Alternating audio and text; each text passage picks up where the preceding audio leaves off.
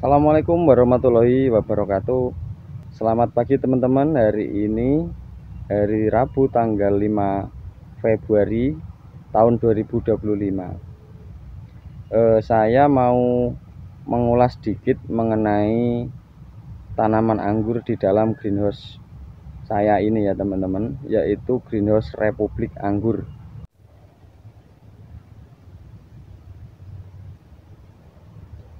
Langsung saja teman-teman, kali ini saya mau mengulas sedikit apa yang terjadi dengan tanaman anggur Violet King saya teman-teman. Tanaman anggur Violet King saya yang sedang berbuah. Ini sedang berbuah ya teman-teman. Karena pohon masih usia di bawah 1 tahun, jadi ini buah memang belum maksimal teman-teman. Buahnya masih kecil kayak tadi ya, baru seukuran kedelai. Saat ini masih kecil tapi sudah cakep ya, ada lekuk-lekuknya dia teman-teman. Nah, video kali ini saya mau menunjukkan apa yang terjadi, yaitu ada banyak sekali akar angin teman-teman. Akar angin yang ada di atas tanaman anggur ya, ini posisi di atas di para-para ya, posisinya di para-para akar anginnya, bukan di batang primernya tapi di sekundernya teman-teman. Akar angin seperti ini banyak sekali teman-teman. Ini ya kelihatan ya. Nah, saya mau mengulas sedikit tentang akar angin ini teman-teman. Apa itu akar angin ini? Terus bagaimana dampak terhadap tanaman anggur ini? Terus sebenarnya apa yang membuat tanaman anggur jadi keluar akar anginnya seperti ini teman-teman. Baik, yang pertama saya mau mengidentifikasi dulu akar angin itu apa. Ini adalah akar ya teman-teman, adalah akar seperti yang di bawah tanah, yang di dalam di ini akar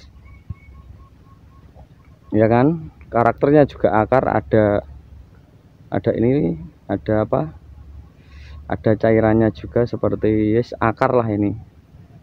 Jadi ini akar yang tumbuh di dalam yang tumbuh di batang pohon anggur.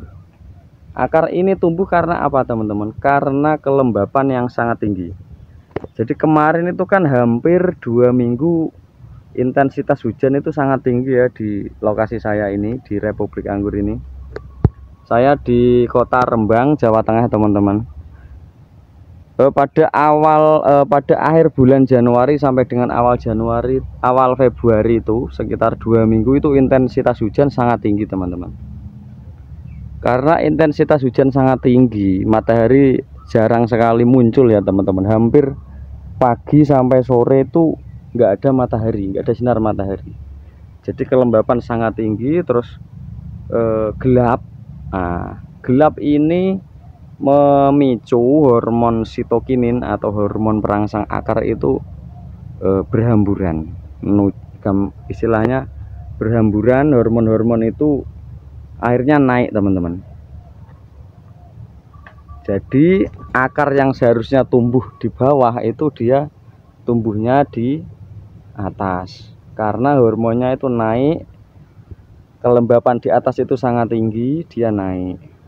Itu yang pertama. Yang kedua, itu karena pohon itu kekurangan oksigen teman-teman.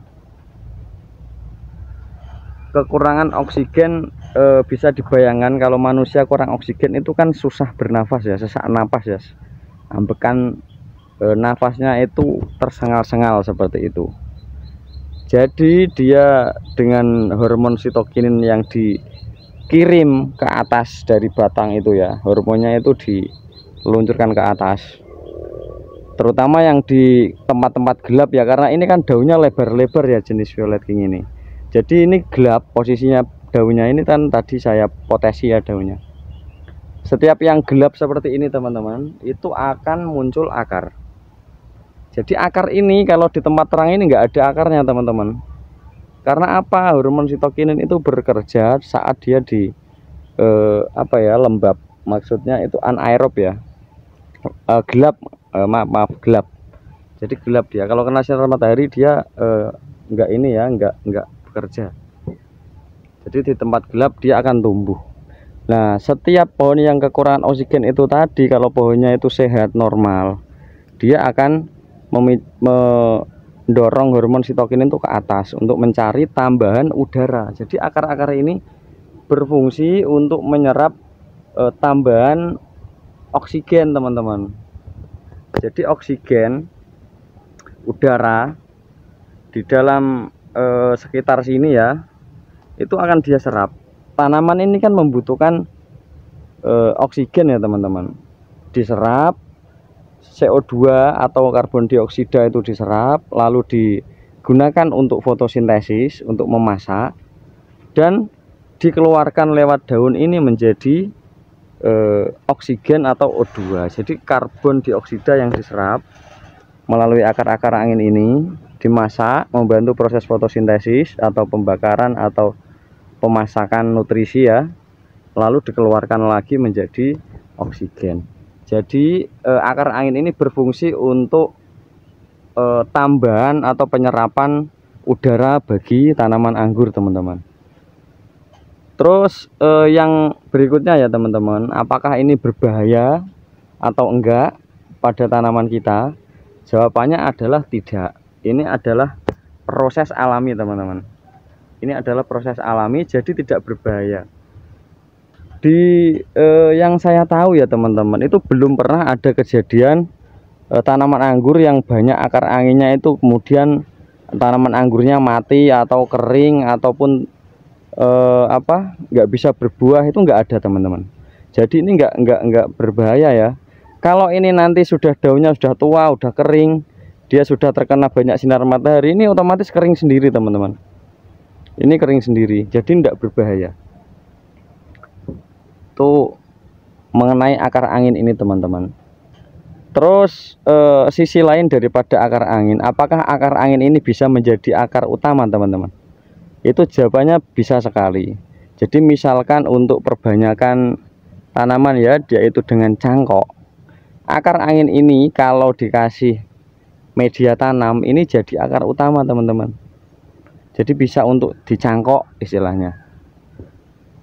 Jadi untuk bisa dicangkok akar angin ini. Saya mau menunjukkan ya, yang di tempat terang ini kan nggak ada ya. Ini nggak terjadi di jenis violet king saja ya teman-teman.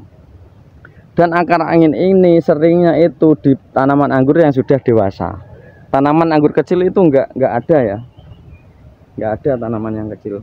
Karena apa? Karena dia kan nggak rimbun ya. Ya ini seperti ini nggak ada. Ini yang masih kecil ya, nggak ada ya teman-teman, nggak ada akar anginnya.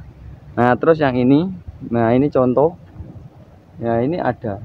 Jadi rata-rata di tiap lekuan sekunder menuju tersier ya, ini ada akar anginnya.